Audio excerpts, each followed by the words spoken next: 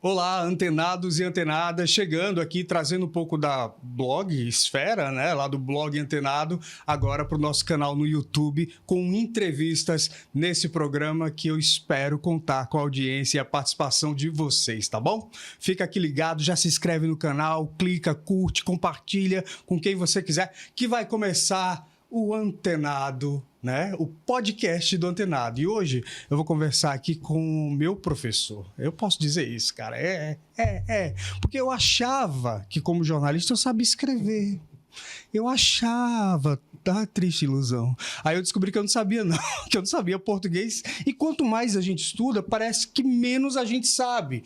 Então eu vou conversar com o meu professor de português, Jason Lima, que está lançando um livro. Jason, tudo bem? Olá, tudo bem, Eugênio? Eu acho que o problema foi você encontrar FGV. Aí a gente não sabe mesmo nada de português quando você encontra a FGV. Ela tem um português próprio ali, né? É, um português próprio e ela tira umas coisas não sei de onde.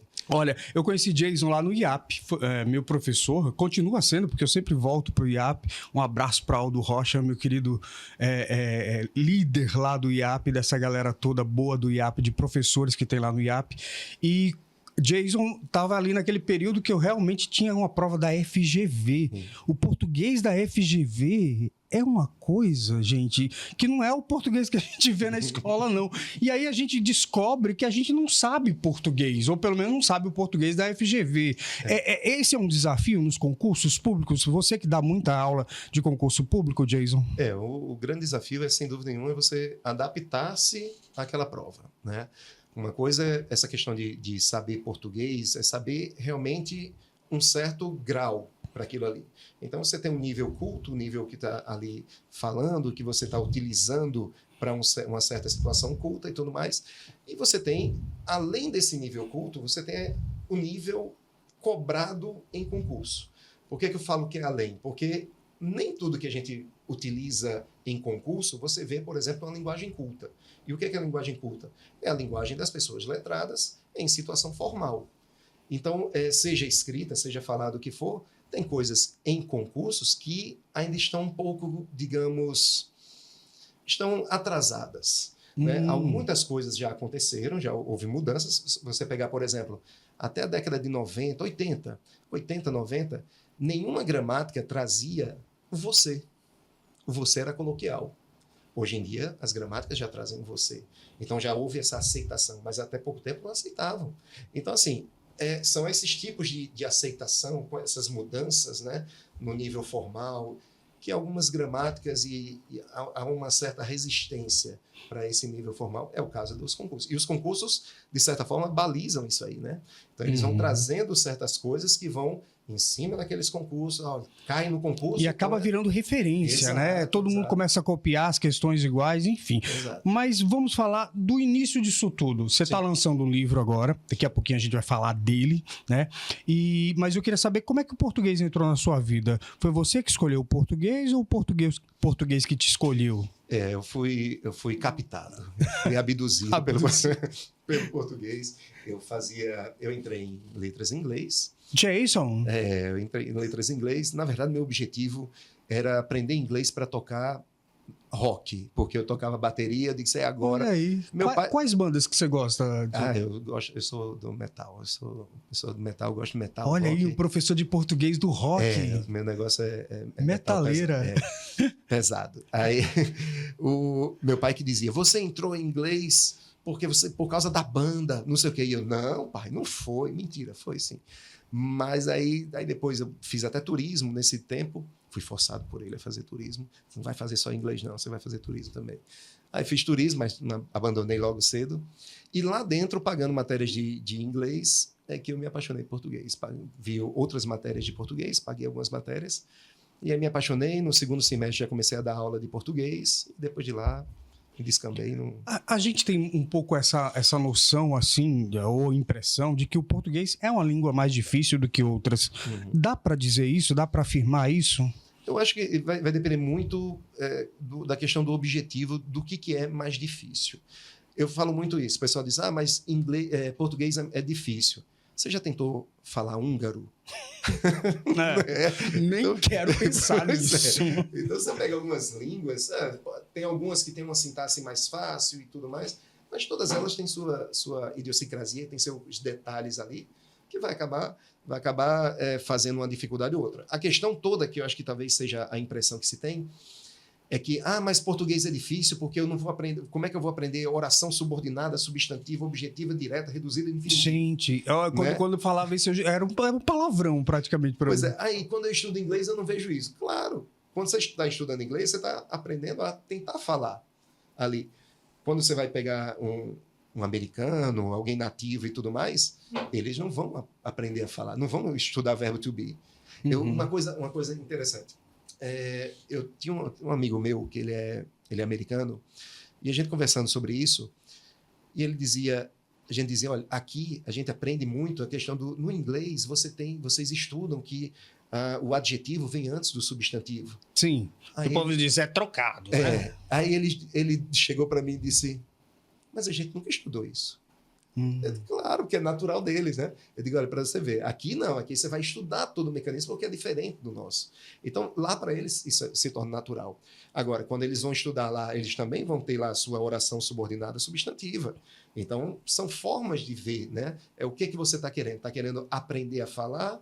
Você está querendo aprender realmente a sintaxe? E por aí vai. Então, acho que cada língua tem seus problemas e principalmente a afinidade. Né? Eu, por exemplo... apesar de uma proximidade enorme com o português, que é o espanhol, eu odeio o espanhol de tentar aprender. Não creio. Em tentar aprender. Por quê? Porque como eu sou meio lesado das ideias, acaba que eu misturo demais. Aí fala espanhol ou portunhol. Pois é, eu prefiro uma coisa muito, muito distante, que aí eu consigo distinguir bastante, entendi. do que uma coisa muito próxima. Para mim é um horror. Eu já, curiosamente, eu tenho mais afinidade com as línguas de origem latina, né? Sim. Aí você vai ter o quê? Francês, espanhol, o próprio italiano, que eu nunca aprendi, mas pego uma música de Renato Russo em italiano e fico cantando lá e parece que é de boa, eu entendo alguma coisa. Acho que entendo, pelo menos. Jason, agora vamos pegar esse livro aqui. Língua Ousada. Ousada ou usada. Tem essa dubiedade aqui, não é isso? Isso. Exatamente. Qual é a ideia desse livro, Jason? Não é o primeiro livro, né? Não, já tenho um livro de poesia, tenho uma gramática, um primeiro volume de uma gramática, vai ser lançado ainda o segundo volume. Essa gramática que eu fiz foi em 4 volumes. Estou preparando um outro agora, que é um volume único. Certo. E saiu esse aí. Esse aí são crônicas da língua portuguesa. Crônicas. São 300 textos. São mais de 500 páginas. Isso. Olha o tamanho do bichinho. Exatamente. Muita coisa. Você demorou quanto tempo para escrever todas essas crônicas? Em torno de 1 ano. Pegando aí toda a formação, em torno de 1 ano. São crônicas que eu já fazia para o meu Instagram, né? Depois a gente vai falar do Instagram dele, que é muito divertido. Eu sempre estou lá comentando, adoro as tiradas dele, que ele pega de repente assim, um anúncio de TV ou uma manchete, e dali já tira uma lição de forma muito bem humorada. E é isso que tem no livro também? Isso. Aí eu fiz muito disso. Peguei muitas ideias dessas. O meu trabalho de escrita sempre foi esse, de insights. Por meio de uma coisa, eu transformo aquilo num texto. Você me der uma palavra, eu transformo num texto, porque aí eu vou em cima de origem das palavras, relaciono aquela palavra com alguma obra literária, faço relações. Então, assim, esse livro tem muito disso. Muitos capítulos, né? Vou chamar de capítulos, são 300 capítulos. Muitos capítulos misturam história da língua portuguesa, história de uma palavra, etimologia de uma palavra, alguma parte de literatura, alguma parte da própria gramática. Então faço muito isso. Outros não, outros são só em cima da etimologia de uma palavra curiosa, outro em cima de análise literária. Então eu tenho muito meu trabalho é muito em cima de insights. Então surgem na imprensa, surgem algumas coisas que eles colocam, algumas reportagens, algumas manchetes. A partir daquela manchete eu já trago as ideias. E é muito bacana porque isso, na realidade, eu acho que é quando você começa a aprender a língua portuguesa e ter prazer nela, é na aplicação. Porque se aprender regras soltas, Sim. elas podem não fazer muito sentido, né? Verdade. Ela tem que fazer sentido ali na língua usada, na Exato. língua falada. É isso? O objetivo é muito esse. É de você perceber que existe a língua usada por todos nós e existe também a língua ousada, que é a língua também literária. Né? É o título. Exatamente. Então, por isso que aí você tem as duas línguas aí, né? A língua realmente em uso que a gente trabalha e a língua que foi criada, a língua que foi... Então, a língua nunca é parada, né? A língua vive, é muito viva. E a imprensa, ela tem muita culpa nisso, né? No sentido de dar margem para novos vocábulos, para novas sintaxes. E às vezes não, às vezes é muito atrapalhada também, né? Ó, ele tá falando de imprensa, eu já fico assim. Ele também agora vai ser jornalista. Esse ano ele passou, né? Você fez o Enem. Fiz Enem. Fez Enem, passou e agora vai ser jornalista, é colega. Pois é. Literalmente. Por que de repente mais esse desafio ou uma mudança, a ideia é atuar como jornalista também? Não, na verdade é por ser uma área afim, né? É muito trabalhar com essa questão da área afim. Minha namorada disse que na verdade é um distúrbio mesmo, mas deve ser muito por aí. Olha, a gente é bem perturbado na área, eu não vou mentir para você. Eu estava muito quieto, então vou para fazer isso aí, muito mais para isso, para agregar, né? Eu fiquei ali, depois disso aí eu vou ver se eu faço outros cursos, vamos ver. Mas o negócio geralmente eu não estou parado. Voltando para o livro, Jason, conta algum dessas crônicas aqui que você pudesse destacar. Você contando é outra história. Eu vou ter a língua falada agora. Usada e falada. Como são muitas crônicas aí, são muitos textos. Escolha um, por favor. Tá. Uma coisa interessante que a gente fala muito sobre a pessoa que é dócil. Se a pessoa é dócil, lembra muito doce, né? Então é porque ela é muito doce, muito suave, não tem nada a ver isso. Você tem um cachorro que é dócil, não é porque ele é calmo, é porque ele é fácil de ser educado. Esse doce é o mesmo que vai dar origem a docente. E não tem nada a ver com dulce, lá do latim, que é doce. Ou seja, é a etimologia mesmo da palavra que a gente acaba... Porque os sufixos, os prefixos são parecidos. Radical, exatamente. Então, você tem radicais com origens semelhantes, ou pelo menos com aparência semelhante, né? Mas são totalmente o que a gente chama de falsos cognatos. Né? Não tem nada a ver um com o outro. Mas, no final das contas, até que semanticamente acaba sendo uma relação, mas originalmente não tem. Aí uma dessa vira pegadinha da FGV. E você, Isso se tora. Aparece lá, indique a alternativa em que as palavras são cognatas. Aí aparece dócil e doce. Muita gente vai colocar. Vai colocar a mesma coisa que acontece com pedra e apedrejar. Beleza, isso aí é cognato. Mas pedra e depredar já não é. Muita gente acha que depredar é você acabar, destruir e com isso tirar pedaços dele de pedras e tudo mais, ou jogar pedra. Mas depredar vem do mesmo radical de predador. E não tem nada a ver com pedra. Por isso que é depredar e não depedrar. Né? Entendi. E muita gente, mas acho que não, houve uma mudança aí. Não houve mudança, são origens diferentes. O livro está sendo lançado pela editora... Giostre. Giostre? Giostre. E aí, quem quiser adquirir o livro, como é que faz, Jason? Tem duas possibilidades. Eu vou fazer o lançamento agora no Midway, na leitura do Midway, no dia 27, das 18 às 21 horas. Então, está disponível na leitura do Midway e também na internet, tanto na editora Giostre, como na Martins Fontes, como na Amazon. Está tudo lá. Tá bacana. Seu Instagram também, eu vou pedir para você dizer aqui, os meninos colocarem aqui o GC, para a galera consultar lá seu Instagram, porque eu me divirto muito com o seu Instagram, com as tiradas. De onde é que você tira todo aquele material? Te mandam, você pesquisa? Como é que aparece aquilo? Do nada aparece... Olha, é muito engraçado, gente. Vocês têm que seguir o professor Jason nas redes sociais para ver as tiradas e como ele consegue tirar daquilo uma lição, né, de português, de como falar, enfim, da língua em uso. Isso, porque lá o meu Instagram é Língua em Análise. Língua em análise. Língua em Análise, _ Prof. Jason Lima. Botar Língua em Análise, aparece lá. A questão, eu acho que chega um momento, e aí vem a questão de algoritmos também, né? De tanto eu ir atrás de reportagem, manchetes de jornais, eu sigo milhares de jornais. O que eu sigo lá são jornais, então eu sigo muitos jornais, e aí acaba vindo, né? Eu vejo, a todo momento eu estou vendo ali e tudo mais, e você vê toda hora erros, ou ambiguidades, ou alguma coisa assim. Muitas vezes a gente vê uma coisa bem interessante, sai uma notícia, uma bomba. Quando sai uma bomba, eu já sei que vai vir erro. Por causa da pressa. Né? Eu acho exato. que essa coisa do jornalista de se apressar em escrever, ele não revisa. Né? Exatamente. Olha, fica a dica aí, coleguinha, vocês aí. Gente, eu vejo cada um, eu vou ligar as TVs locais aqui, eu fico, caramba, é cada preciosidade. Aí as TVs locais, aí me mandam, tiram foto. Professor, olha só. Quando eu vejo um bocado de mensagem, eu digo, já sei o que é, vai vir. Então o pessoal me manda, mas também eu vejo muito isso aí. Aí a partir desses erros, às vezes é nem erro, às vezes é uma sintaxe curiosa, uma sintaxe que foi feita ali, uma palavra um pouco usada. Eu sigo muitos jornais de Portugal. Então, em Portugal é muito interessante. O português é outro, né? Outra coisa. Você vai ver lá umas palavras, umas coisas lá.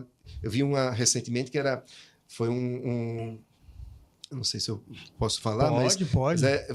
Foi um... Aqui é sem censura. Tá. Foi um sorteio, não foi uma competição de porra. Minha Nossa Senhora. O que é uma competição de porra? Pois é, as porras recheadas são os nossos, como é que é o nome daquele doce que você coloca leite condensado dentro? Churros. Quer dizer são as porras recheadas. Quer dizer que lá em Portugal eles não comem churros, eles comem porras. Gente. Exatamente. E quando é recheada, aí é igual porra churro. Recheada, meu Deus. A porra seria só realmente a massa. Entendi. Né? E aí fizeram essa competição, aí você tem lá tem muitas coisas, tem E tem muito brasileiro morando em Portugal. Eu acho que isso deve render muita piada, né? Eles entram... Tem umas histórias lá pesadas, assim, né? Como assim? Mas tem algumas coisas, assim, de palavras que aqui, se você fosse falar, né? Você não teria... Ninguém pode chamar uma garota aqui de rapariga que dá confusão. Exatamente. Ou dizer que vai pegar a bicha... Exato. Para levar uma pica no corpo, seria que seria uma injeção na bunda. E lá não é nada, não gente. É só uma injeção. Então, assim, tem que ter... Incrível, né? É a mesma língua. Teoricamente, né? E aí você pega... E aí também, por exemplo, eu sigo de Angola, de Moçambique, Guiné-Bissau, que também você vê muitas diferenças, sabe? É muito legal isso. Aí você vê a variação, aí você vê o quanto que a língua é viva, né? Mas a sintaxe é muito parecida, né? A sintaxe é a mesma, com algumas mudanças aqui e outra ali. Mas o vocabulário vai mudando. Mas o vocabulário também muda daqui para Paraíba, da Paraíba para o Recife, do Recife para o Rio de Janeiro e por aí vai. Pão francês, pão cacetinho, pão não sei... Não, tem vários nomes. As coisas mudam. Agora que é época junina, né? Sim. Pra gente, canjica é uma coisa, pra eles é outra, né? Então, realmente muda bastante. Jason, quando a gente pensa em ensino, né? E a gente tem visto aí uma revolução com a inteligência artificial, principalmente a inteligência gerativa, né? Essa que aprende, o tal do machine learning, né? Onde a máquina aprende ali com as pessoas. A gente tem ouvido falar pessoas, principalmente até professores mesmo, colocando que pode acontecer, né? Do IA substituir o professor na sala de aula, um avatar da aula. Como é que você encara isso? Você que, inclusive, gosta, é um curioso aí, desde o início da IA, você fica testando a paciência dela. Na verdade, acho que agora eles estão testando a minha. Porque desde o início aí das inteligências artificiais voltadas para textos e, né, criações de textos, eu venho trabalhando com elas porque faz parte da linguagem, então eu preciso trabalhar com elas. E a questão que eu acho o seguinte: Do mesmo jeito que diziam que o livro ia se acabar, eu não acho, e não se acabou. E muito pelo contrário, há um aumento de vendas, né? Todo ano há um aumento de vendas. Eu acho que o ensino ele nunca vai ser totalmente automatizado, nunca vai ser. Porque existe uma outra coisa do ensino, que é o que muita gente não observa, que é a socialização. E a socialização se dá com pessoas e não com a máquina. Então, o grande argumento contra, por exemplo, uma espécie de um ensino em casa, um homeschooling, por exemplo, é essa questão da sociabilidade, né? E a Porque socialização. isso também ajuda no Exato. ensino-aprendizado, essa Exato. convivência, né? Porque o aprendizado você tá realmente aprendendo todos os dias, com contato e tudo mais. O ensino, ele é humano. O ensino, ele é humano. Mas eu não estou dizendo que, então não pode utilizar a inteligência artificial. Muito pelo contrário, eu sou um grande adepto, um grande entusiasta da utilização de uma educação voltada para essa questão mais tecnológica. Sempre fui. Tem José Pacheco, que é o autor, foi quem criou a Escola da Ponte em Portugal, e que aqui ele veio para Cotia fazer o projeto Âncora, que é um projeto, quem puder dar uma olhada depois no YouTube e tudo mais sobre o projeto Âncora. A Escola da Ponte eu já ouvi falar bastante. Pronto. É um case, né? Exatamente. De sucesso. E eles trouxeram para inigualável. Cotia, em São Paulo, isso aí. E José Pacheco tem uma frase dele que eu acho sensacional, que ele diz: nós temos escolas do século XIX, professores do século XX e alunos do século XXI. Não tem como isso dar certo. A escola, durante muito tempo, o professor, na verdade, não só a escola e tudo mais, mas os alunos se adaptaram à escola. Mas desde 2000, que é o boom, né, dessa tecnologia e tudo mais, você começa a ver essa defasagem. E eu fui dar aula numa escola em que eu terminei. Quando você fala 2000, é a coisa da pandemia, o estudo em casa, né? Essa coisa também, né? Que acelerou um pouco. Isso, sem dúvida. Em 2000 foi o boom internacional da tecnologia. De lá para cá, o que foi que aconteceu com a escola? O que a escola mudou? Nada. A gente ainda tem carteiras assim, um atrás do outro, aquela coisa militarista. Exato. Né? Eu terminei meu ensino médio em 1996. Eu fui dar aula no local em que eu terminei o ensino médio. Um dia desse. Um aulão. Eu me senti de volta ao passado. Eu olhei assim, não mudou nada. A diferença de 96 para cá. E aí eu até queria saber de ti, por exemplo, hoje a gente vê uma certa discussão, tem um movimento de pais para que crianças não tenham acesso ao celular até os 14 anos, uma lei aí. E aí você tem escolas em São Paulo que já proíbem o uso do celular em sala de aula. Como é que você encara isso como educador? O que eu encaro aí é uma grande defasagem da própria escola. A escola, você vive num mundo que é totalmente computacional, digital e tudo mais. Esse aluno passa o dia todo com o celular na mão. Não era para passar, certo, mas aí é em casa. Aí é uma resolução em casa que tem que resolver. Aí quando chega na escola, o que a escola faz? Tira o celular. Vamos tirar o celular. A escola ainda tem muito de Foucault, da ideia de Foucault. Vigiar e punir. Isso, exatamente. Existe uma semelhança muito grande, e muita gente pode ouvir isso aqui e vai achar horroroso o que eu vou falar, mas entre a escola e a prisão. Não há diferença no sentido macro. Você tem celas na prisão, você tem salas aqui. Você tem agentes penitenciários que impedem você de sair ou não de sala. Professor, é isso. Eu deixo você sair de sala ou não, no colégio. Né? Você tem a hora do banho de sol, você tem a hora do recreio. Você não pode sair em momento algum, na prisão também não pode. No final das contas, você tem um sistema prisional muito grande. E é um sistema prisional para ensinar o quê? Para ensinar matemática, para ensinar português. Vou pegar aqui português. Ensinar o que é um artigo, ensinar o que é um substantivo, ensinar o que é um objeto direto. Quanto que essa escola não ganharia se ela ensinasse realmente o que era a vida? Em que sentido? A vida nossa é computacional. Se nós tivéssemos uma educação digital desde o início, ensinando esses alunos a utilizar realmente esse celular, quanto que essas dependências que nós temos hoje não existiriam mais. Do mesmo jeito que uma escola que ensinasse uma educação ambiental, uma educação nutricional. Uma educação para a cidadania, que as pessoas não conhecem seus direitos, exatamente. Né? Então eu acho que tá muito... É muito típico do Brasil, querer apagar o fogo aqui, quando na verdade a lava está comendo aqui. Né? É você ter... eu sei que é mundial isso aí, mas é mundial também essa preocupação. A escola, como ela não consegue acompanhar essa tecnologia, ela faz o quê? Proíbe. Aí ela diz, mas os alunos, professores, eu vejo muito isso, mas os alunos não sabem utilizar o celular, não sabem pesquisar. E quando foi que a escola ensinou isso? Mas aí também tem uma outra questão, que aí é social. Sim. Nem todo aluno vai ter acesso a um celular. Exato. A gente ainda tem escolas no Brasil, por incrível que pareça, que falta água e até energia elétrica. Então, também, como, né, conciliar tudo isso, né? Falta professor, falta estrutura mesmo. Então, assim, a gente pensa em educação tecnológica, mas ela também não chega a todo mundo, porque todo mundo não tem as oportunidades. Então, é muito complicado.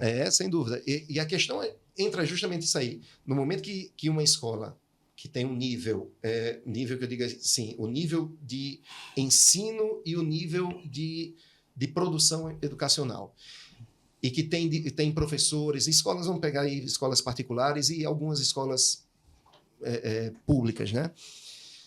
Quando essas escolas que lida com esse público, que é um público que tem acesso à tecnologia, ela não sabe lidar com esse público, quanto mais escolas que têm um público que não tem acesso à tecnologia, como é que ela vai inserir esse aluno nessa tecnologia, se esse aluno não tem esse acesso? Então, por que não pode ser a própria escola dar acesso a esse aluno, a essa tecnologia também? Então, assim, como você falou, é muito complexo o negócio, não é uma coisa simples, mas eu acho que o que falta aí, na verdade, é um processo organizacional.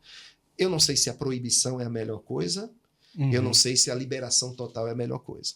Não creio que nenhum dos dois lados seja. Eu acho que falta um equilíbrio. Equilíbrio. Eu acho que falta muito também um meia-culpa da própria escola. Dizer, nós não somos capazes de ensinar esses alunos. É mais ou menos assim, como eu não tenho capacidade, é mais fácil proibir. Muito mais fácil. É o caminho. Exatamente. Agora vamos fazer o seguinte, tem um quadro aqui que a gente vai chamar de antenado com filtro, antenado sem filtro. No com filtro, você vai dizer aquilo que as pessoas gostariam de ouvir, aquela linguagem correta, né, para rede social, tal. Sim. No sem filtro aí eu quero a verdade verdadeira, pode ser? Pode. Então tá, vamos lá. Vamos falar, faz de conta, professor, que você vai dar aqui uma conversada com o pai de aluno. Certo. Né? E aí esse aluno não está muito bem lá em português. Sim. E aí você quer que esse aluno melhore, vai conversar com o pai, aquela coisa, né, que a gente morre de medo quando vem um bilhetinho assim, ei, conversar com o professor fulano ou com o diretor da escola e tal. Então eu queria que você desse o recado com filtro. Como é que seria esse recado com filtro? Para essa câmera aqui, professor. Senhor pai, senhora mãe, seu filho tem uma grande deficiência em relação à escrita e em relação principalmente à questão ortográfica. Isso talvez seja falta de leitura. Eu sei que no mundo de hoje é muito difícil fazer essa absorção e esse comportamento com a leitura, mas a leitura faz com que você tenha essa memória fotográfica e muitas vezes você nem sabe regra de ortografia, nem sabe regra de acentuação, mas você lembra que aquela palavra tem acento ou não. Agora, ele precisa ler para ter essa memória ortográfica. Então, o que eu expresso, todo meu desejo, e que eu dou uma orientação para os senhores, para o senhor e para a senhora, é que tente fazer com que esse aluno, com que esse seu filho tenha esse hábito de leitura. Perfeito, muito bom. Rapaz, fiquei até emocionado. Eu ia realmente cuidar do meu filho melhor. Agora eu quero sem filtro. Tá de saco cheio, sem paciência. A real pra esse pai e pra essa mãe que o filho só dá BO. que porra vocês fizeram com seu filho? Meu amigo, o menino não sabe a diferença de um O para um A. Onde é que ele aprendeu a escrever? Onde é que ele aprendeu? E a senhora e o senhor leem, mostram alguma coisa. Eu sei que o senhor é formado, e eu sei que a senhora é formada, o senhor tem ensino superior. Mas é isso que vocês estão mostrando para o filho de vocês? Pensa a Deus. Aí vocês querem botar a escola como uma grande solução de tudo. É não, viu? É não. Aqui não é nenhum... Eu não sou nenhum pastorador de filho alheio, não. Que é só para cuidar do seu filho enquanto você está indo trabalhar, não, viu? Por favor, faça sua conta. Em casa, ensine também. Para chegar aqui e ele não passar essa vergonha, viu? Um abraço. Muito bom! Olha, gostei mais do Sem Filtro, não vou mentir. É tudo que eu sinto, mas eu não falo. Tem coisas que não dá pra falar, né? Não dá pra falar, mas é desse jeito na vida da gente. A gente, às vezes, tem que criar essas máscaras sociais pra poder se relacionar. Porque se a gente fosse dizer tudo que pensa, meu Deus, eu tenho medo do que eu penso. Você tem medo também, Eu tenho, por isso que eu fico mais em casa. Quando eu saio da rua, aí eu tenho medo, porque eu tenho que usar essas máscaras, mas é muito complicado. É uma relação social, toda relação social é assim, né? E uma relação não só com desconhecidos, né? Mas principalmente com conhecidos, esse negócio de dizer, mas é amigo, é aquele que fala realmente na sua cara. Não. Não é bem assim, não. Porque muitas vezes a gente não quer ouvir, né? Exatamente. Não fale, não. Eu estou querendo só um apoio seu. Aí chegou outro e disse, eu não disse? Para que você vai dizer eu não disse? Eu não disse para quê? Isso não vai ajudar em nada, né? Eu não disse, não era para chegar ali. Jason, você já me falou que além desse livro, vem a segunda edição dele. Você vai lançar e já está pensando na segunda? Já estou produzindo aí a segunda edição dele. Já estou fazendo já tem aí pelo menos 30% do livro já está aí. Acho Caramba! Que até o final do ano eu devo completar e lançar a segunda edição da Língua Ousada. Vou ver se coloco a Língua Ousada, volume 2, ou quem sabe não sai a Língua Abusada. Olha, abusada é bom, já gostei. Agora, você dá aula em várias instituições, escolas, preparatórios para concurso público. Nessa sua correr de um lado para o outro, como é que você organiza sua vida? Né? Porque a gente às vezes fica falando, eu não tenho tempo para isso, eu não tenho tempo para aquilo, e eu fico imaginando como é organizar, como é a vida de um professor, porque a gente pensa que o professor chega lá, baixou um santo, ele começa a dar aula, acabou. Mas não, tem toda uma preparação, pesquisa, leitura, né? E isso a gente não vê. É verdade. Você tem que ter um momento... Eu tenho um hábito de leitura, eu não consigo dormir, realmente eu não consigo dormir se antes eu não ler. Eu tenho que ler. Então eu tenho meu Kindlezinho lá, vou lendo, acabo tendo que ler e pesquisar, e aí são vários tipos de leituras que eu faço antes de dormir.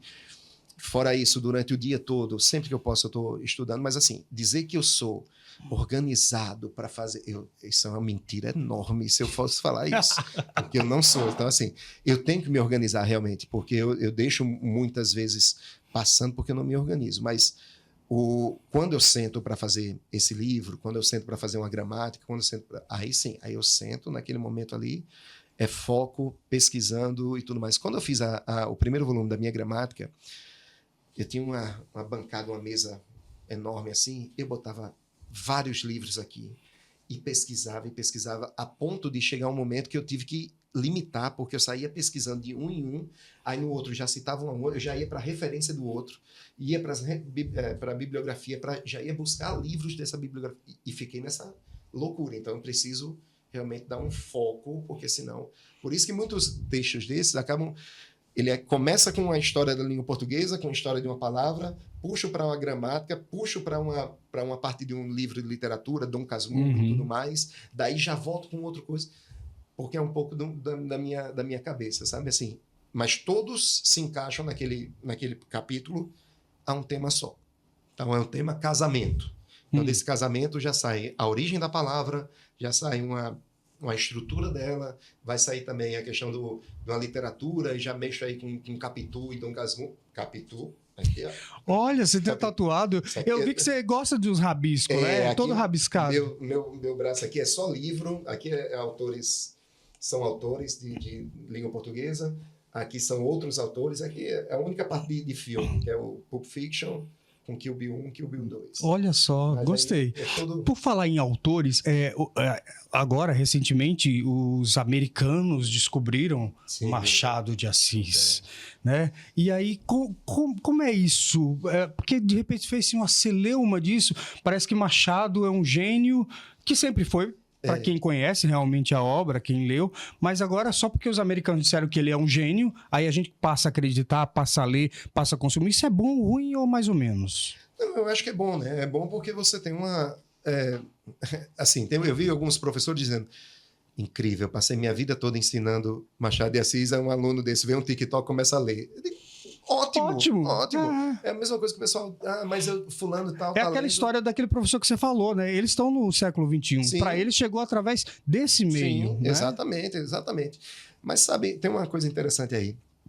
Sabe que não é a primeira vez que um americano descobre e faz com que tenhamos uma visão diferente do livro. Não é a primeira vez. Dom Casmurro, até a década de 40, 50, era uma historinha rasa de Machado de Assis que ninguém dava crédito. Porque era a história de uma mulher que traiu o marido. Simples. Precisou de uma americana chegar aqui, Ellen Caudill. Ela vai estudar Dom Casmurro, vai fazer a tradução para o inglês e vai fazer uma obra chamada O Otelo Brasileiro. A partir disso aí, ela mostra que há uma ambiguidade nesse livro. E que até então a crítica brasileira não estava nem aí.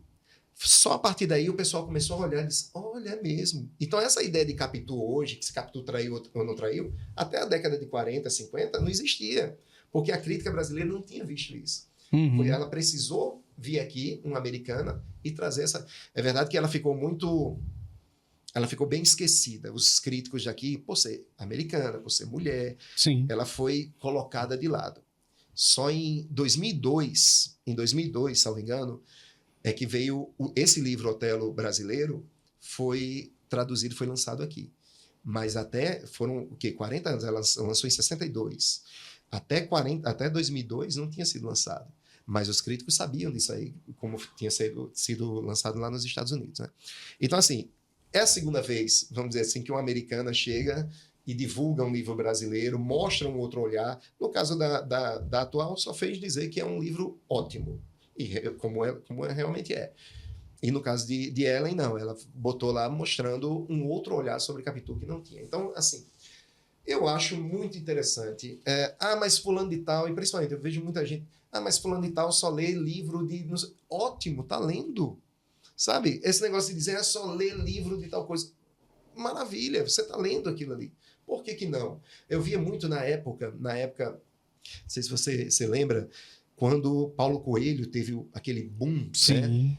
E era tanto crítico, a ponto de eu vi um livro numa livraria daqui, que era Por que não ler Paulo Coelho? A pessoa fazer um livro, sabe? Para dizer isso. Apenas não leia, meu querido. Aí ele é simplesmente o autor mais vendido, brasileiro mais vendido do mundo, e você vai dizer, não lê?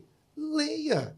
Por que não? Depois, se você tiver algum senso crítico contra ele e tudo mais, você vai dizer, não, eu não gosto. Ou então vai dizer, não, eu gosto. Mas lê, pelo menos para você ter sua opinião. Sim. Certo? Não é uma leitura, por exemplo, para mim, não é uma leitura agradável em relação ao estilo. Estilo mais esotérico, alguns trazendo um pouco meio que autoajuda, não é bem autoajuda, mas não é o meu estilo. Mas não é o estilo que eu gosto. Mas isso não quer dizer, eu não vou tirar o mérito dele de ser um grande vendedor. Jorge Amado é o segundo maior vendedor, certo? Então, assim, os dois, e tem muita gente que não gosta de Jorge Amado. Então, assim, leia, não importa se, isso aí surgiu agora. Tomara que venham outros agora, tomara que seja uma russa que fale agora sobre Graciliano Ramos. Inclusive, Graciliano Ramos entrou em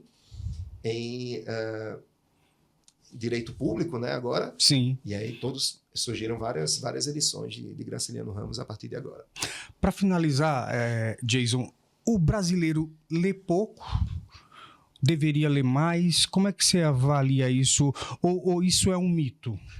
Eu acho muito mais um mito. Assim, não lê o quanto que era para ser lido, principalmente porque a gente depende muito do universo que você pega, né? Ah, mas esses meninos têm muito, vem muito só TikTok, vem muito Instagram, vem muito não sei o quê.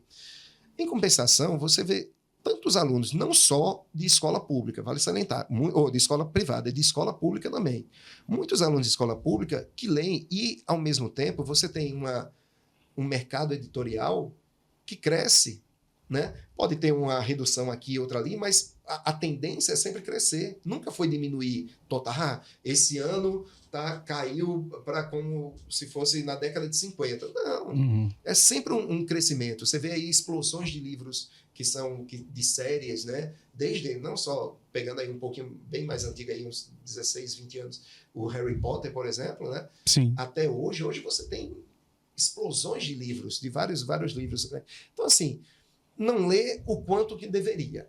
Isso é lógico, né? Você vê muito isso, você tira eu tiro lá por casa. Meu filho não é, se eu não ficar ali. Casa de Ferreira, Espelho de Pau também. E aí eu pergunto assim, aproveitando seu filho, ele gosta de leitura porque você chega junto? Não gosta? Não vou dizer que gosta, não. Vou dizer que eu chego junto. Vou ficar só nessa parte do chego junto. Mas ele lê algumas coisas ali, principalmente muito mais quadrinhos e tudo mais. Mas eu sempre digo, eu comecei a ler quadrinhos. Eu não comecei a ler nenhum Dostoiévski. Eu li quadrinhos. Eu lia muito quadrinho. Eu tinha coleção de X-Men. Então, assim, eu lia muito quadrinho. Depois eu fui lendo outras coisas, sabe? Mas isso aí é hábito. Eu me lembro que quando eu comecei a gostar de ler por causa de um professor. Aí ele percebeu e começava a trazer livros de Monteiro Lobato. Sim. Monteiro Lobato, que hoje o pessoal começa a criticar, dizendo que tem, né? Que era preconceito, isso aqui, a linguagem e tal. Mas na época, para mim, aquilo era incrível.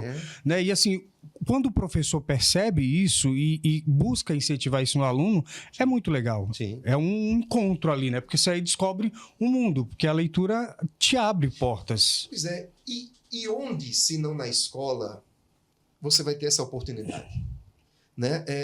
Eu vejo muita gente falando isso. Ah, mas na escola ensina esses livros aí chatos, não sei o quê. Tudo bem. Eu acho que poderia fazer uma mescla, né? Colocar livros mais atuais e tudo mais.